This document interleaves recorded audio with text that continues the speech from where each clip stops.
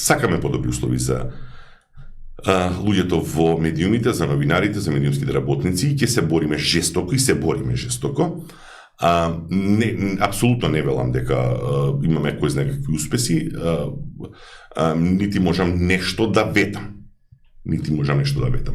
Од друга страна, сега да не се враќаме на основите. Ова е крај на емисијата, зборуваме за синдикални организации, а дури на крајот ќе треба да зборуваме дека силата на синдикатите е колку што е силата на работниците, храброста, моќта да се обединат и заеднички да ги побарат и да ги остварат правата. Значи, пак ќе речам да не дојдеме сега до инверзии во емисијава, меѓутоа факт е дека на крајот повторно се сведува на тоа.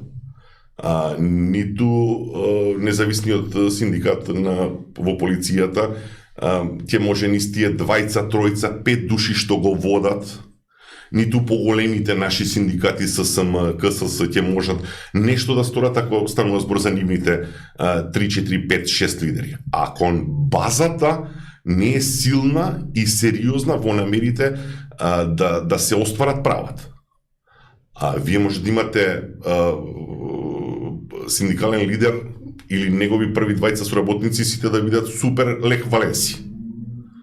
Меѓутоа, ако луѓето од сите нивоа не се цврсти, не се подготвени да работат за заедничкото добро, простете ми, и да жртвуваат можеби некои работи, мали, ситни, дел од слободното време, дел од она што треба да го наречеш хоби, тогаш нема синдикално организирање, да се разбереме. Лесно ќе не совладаат сите бизнис, политички или какви да се елити гарнитури. Тука да немаме никаква дилема.